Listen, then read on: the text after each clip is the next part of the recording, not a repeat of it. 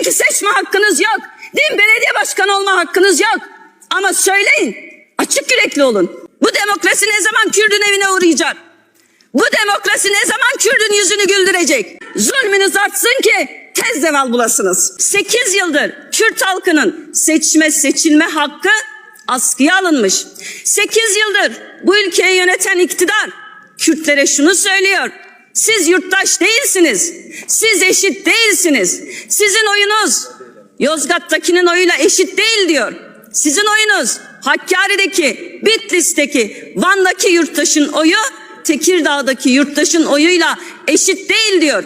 Sen istediğin kadar seç, sen istediğin kadar demokrasiye inan, sen istediğin kadar sandığına sahip çık.